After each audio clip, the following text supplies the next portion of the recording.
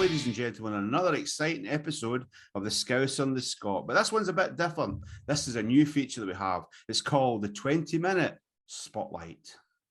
So, today we've got 2/3 of a well-known band that we know very well, I've shared the stage with. But first of all, let's press the button.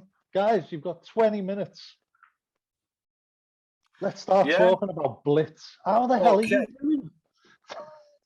Doing all right, guys. Yeah, we're doing pretty good. The story with Blitz, how it all got started.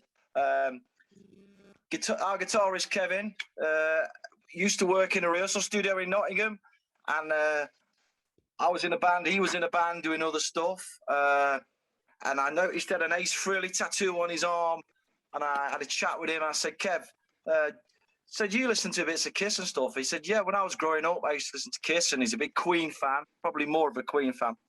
So I said, you know what? I really want to write stuff that we listened to when we first started playing, when we were real kids. So we got together, started demoing, and it all started going really, really well. So what we needed was a drummer. In my day job, I work in social services. There was a guy in there. He was a one-to-one worker. He used to come in and help a guy every day. And he had a reputation of being a great drummer. I went to see his band, checked him out, and he's just real. But I said to Kev, this guy's real hardcore. Perhaps he's not going to get the old Cheap Trick, Queen, Kiss, Van Halen sort of thing we were going for. But we had a rehearsal, and it just gelled really well. Matt is such a, competent, brilliant, dynamic drummer. He can lend himself to anything. So we put the songs together. We ditched all the bands we were in, and that's how Blitz was formed. We went out on the road.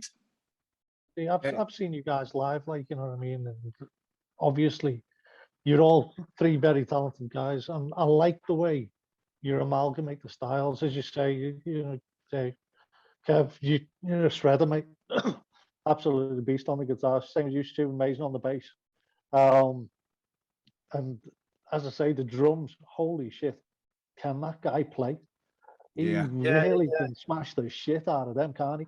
So, like I say, it was actually refreshing to see and hear a drummer who can actually, knock 7 bells of shit out of it. He's kind of hard. He comes from a real hardcore background, and blast beats and all that stuff. So what he brings to the band, he brings a real good twist to what we do. So we don't sound like what we aren't is some kind of parody or none of that. We are, we're not still fucking Panther here. We're a band who really love what we do, and we're quite sincere about it. We want to put on a great rock show and play great rock songs. And having this guy at the back who's just a powerhouse drummer, it just gives our music a nice twist. It gives what we do a real twist when we're writing as well. I think you must be one of the only bands, one of the few bands that I've seen as a trio that I've never caught myself thinking they could do an extra rhythm guitar in there to fill out the sound or anything. And I think that's quite simply because the three of you actually, with the different backgrounds that you've got and different things you listen to, you kind of weld it all together, and it just creates this absolutely great sound. But you're right, because Matt just fucking hell, he just beasts the drums, doesn't he? I mean, he puts out rhythms, and then of course Kevin keeps bloody, it's like, and it all just welds together. I don't think many people could do it. I really don't think many musicians could do it and make it work. But what it does prove to me is that you can come from different backgrounds and create music that actually takes a bit of everything into it. I really do believe that. I think Kev could probably tell you how he handles his guitar duties, which is a little different to how most guitarists would do it. You want to say, Kev? I'm talking a lot. I'm doing that singer thing. I'm talking a lot. Go and make a cup of tea, you. Chill out. Right, that is actually Tommy Thayer, not Ace Frehley. I think with the guitars, I do have the pedals in front of me. All the guitar geeks, they'll know what I'm on about. I don't just tread on them randomly. There's certain points where they have to be kicked in. Huge fan of Rush, obviously the three-piece, and a huge fan of Alex Life's and how he uses effects. So I use them as like an art, like a palette. There's certain bits of the songs where I have to kick it in. So if I'm harmonizing in the studio, then I'll have a pedal that kicks in a harmony. Obviously, I use chorus and phaser, delay, but it comes in at certain times. This, you know, I'm always pedal hopping at the gigs, so it's not like I'm randomly pressing pedals. I like to create the sound I've recorded, if that makes sense. So basically, Yeah, you're Ed Sheeran with better tattoos. I don't know about Wow. that tattoos, you. There's a few good ones there. He's just looping and looping and looping. Basically, that's all it is. A bit more talented than him, you, to be honest. All mine is paycheck. So guys, let's talk about recording. How do you write your songs, and who does the recording? So basically, I'll come up with the music the majority of the time, not all the time, but the majority of the time. Because obviously I've got recording gear, been using Cubase since day one, really. And obviously technology moves on. The drum programming gets more realistic. The drum kits sound like a drum kit. You know, we're not talking 80s drum kits here. We're talking real kits, sampled. So it's quite easy to write, to be honest with you. I don't sit down to write. An idea will come to me, then I'll write it. I never sit down to write a song. It never works for me. Once that music's down and there's a basic beat and a format, it will be emailed over to Stu, and I'm sure Stu can tell you what he does from there. We do write this way. There's other ways. I mean, I'm a bit more of an acoustic strummer, so I'll write stuff. The way I write is well, that's Kev will send a song as a demo. I'll take that away and put a vocal melody, or I'll work. I say, Kev, can we drag that section out? Can we make that chorus a bit shorter? Can we perhaps put that pre-chorus? So we mess with the arrangement a bit, and that's one way we write. And the other way, I'll bibble into my phone, and I'll get an acoustic out, and I'll bibble away, and I think this is a strong lyric or something. So sometimes it's kind of being mature enough as a band to say, you know, that idea, that bit there, that chorus really worked, that section didn't work. So it's not being precious about everything all the time. It's these things where songs can mutate into things that we never even thought they'd be, you know, because we have got very different styles of working sometimes, but we find we lock on to we focus on the common interest, which is a good song is a good song, and where it comes from, it doesn't really matter, really. But that takes a long time to get to that process, I think, where you're all honest with each other and you respect each other as musicians enough to think, do you know what? That what Kev was putting there, it's a real strong section. Perhaps we should use that, and I'll change my vocal around it. Or you've got to go for the strongest idea and not be too precious when you're writing. I think it's the final outcome, which is the main thing. You're I mean, as writers, you are really prolific. You know, I don't know many bands that can write and record so many tracks as you guys can as quickly as you can. I mean, I remember last year when we had the chat about maybe doing a Christmas single, and like literally within a couple of days, it was like, yeah, we've got it good. And I was like, wow, how did you manage that? I think when you mentioned that, Jonathan, it was probably August, was it? September? Yeah. I remember reading the message thinking, oh, Jesus, Christmas song in September. But, you know, I don't know, the following day, or it might have been that afternoon, that music was down straight away. I knew what I wanted. Classic rock, full-on rock song, no ballad, no piano. It was Blitz. We didn't sell out. We wanted it to still be a big rock anthem, like a lot of our stuff is. And if we're about halfway through writing the next album, actually, we're about 6 songs off, kind of finishing it. We know exactly where we want to go with the next one.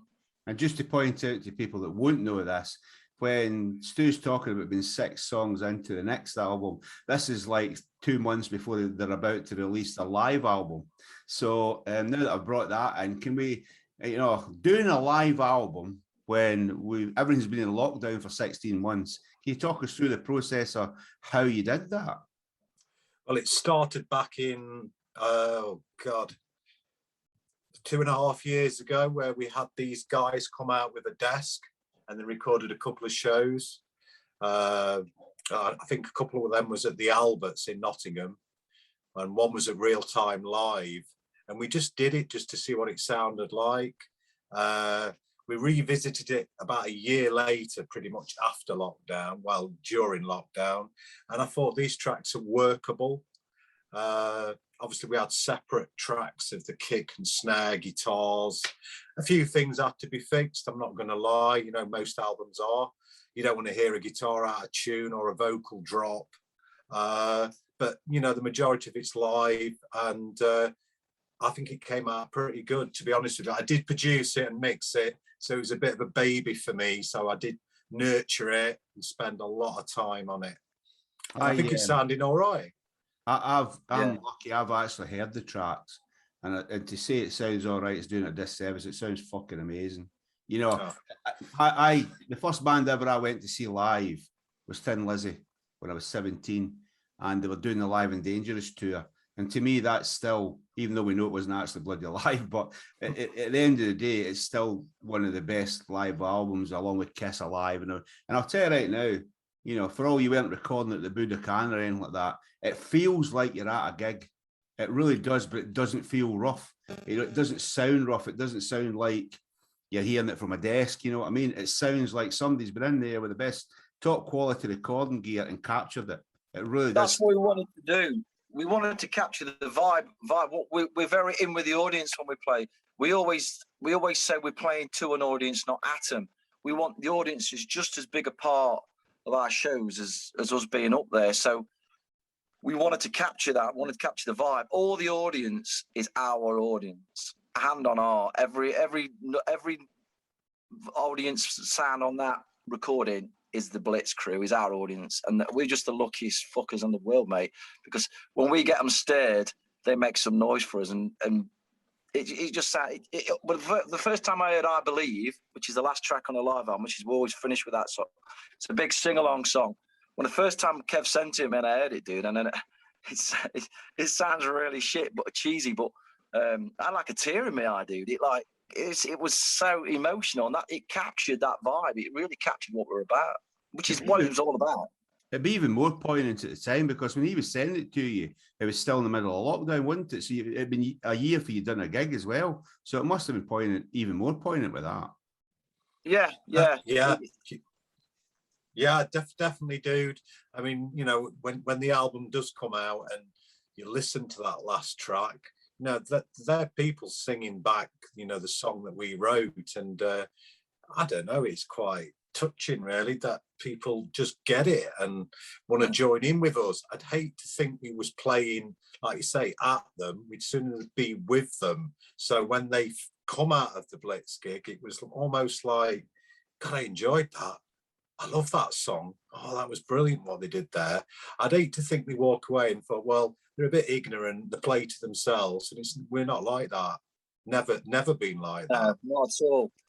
Some of the it is one of the best reviews feelings in the world when you get the fans singing your songs back to you, and it's just a beautiful feeling that you just can't actually knock, and it does give you goosebumps. I mean, some of the pre-reviews, we sent the album out for a few reviews so we can put them up before the album comes out to kind of get people to come on board with us.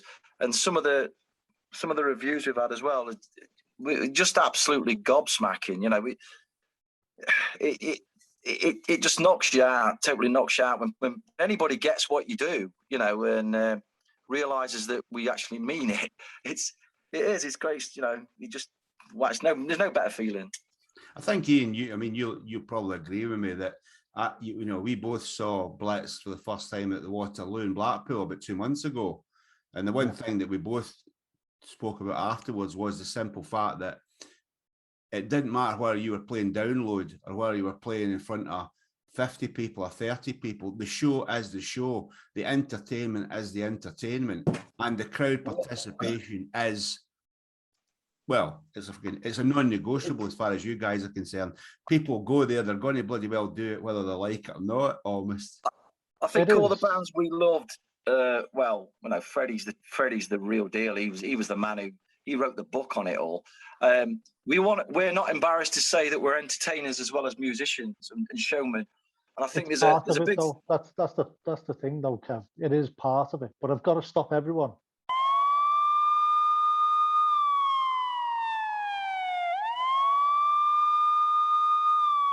And just say, it's the 5-minute warning. So let's talk about Blitz. What's coming? What are the fans going to see for Blitz? Kev. Okay, so basically I'm going to have to read this off. So gig wise, it starts in Leicester, and I had all this prepared, and it's disappeared, and it was all there. And there it is. Love it. It starts in Leicester on the 18th of September at the Monocle, the Metal Monocle. We go over to this amazing club called the Waterloo Bar in Blackpool on the 2nd of October. We played the pub in Lancaster on the 23rd. And we play the Dementia Festival in Birmingham on the 13th of November. And then on the 11th of December, we're back at Real Time Live.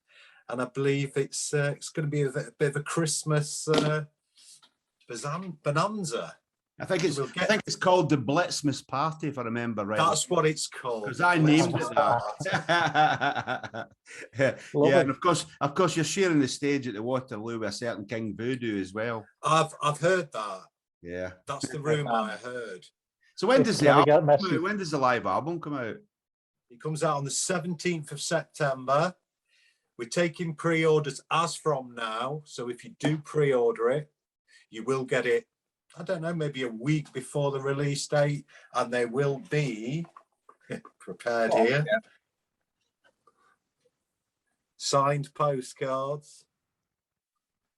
And there's some stickers, but I don't know where they are, but you get the gist. Bear in mind, when we first started this before the recording, they didn't even have a light in there. I was testing you.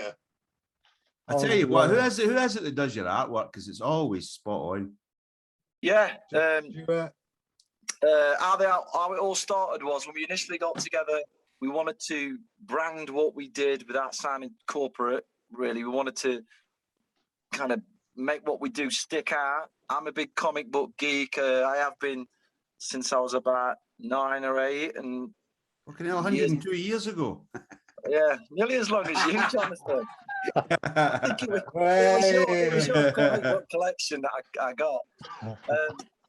So I'm a big fan of people like Jack Kirby and all the original big Steve Ditko, all the big comic book artists, Mike Mignola, Michael Red, which are the modern guys. What I wanted to do is make it a visual experience, like a lot of the things we listened to when we were kids. You open the album cover and you went, "Wow, this is incredible! I can immerse myself in this. I can lose myself in this." So I've got there's a guy in town called Richie Adam Reynolds who owns a local comic shop called Ground Zero. I went in. I've known him years. I chatted to him about him. He did some rough sketches. We talked about it. We sketched it out. He did all the artwork for our first album and our second album, Welcome to the Rock Show and Fight to Survive, our new album. When we got to the live album or the new artwork, Richie's so busy now doing commissions, and he works for a couple of American radio stations as well. So we needed to find somebody else. So I've got another friend who's a comic book geek, who's an absolutely great artist, a guy called Dave Hurst. And he said, well, I'll do it. So he took on the characters that me and Richie initially put together, the Blitz characters, and he did all the artwork for Fight to Survive. So it's just one of those things. A lot of the artwork comes from me because that's kind of my thing, darling, art. And... Yeah, because if you left Kev to it, would all be about fish. It'd be perch and pike and fucking cod and rope. There's nothing wrong with that, to Survive. mate. Well, it was actually originally called Pike to Survive. So, guys, you've got 30 seconds left. So tell us, Where's your links? How do the fans come and see you? Kev, That's what the missus says. You got 30 seconds. You'll be done in 2, Kev. Come on, mate. Oh, Jesus Christ. You're pushing it there, youth.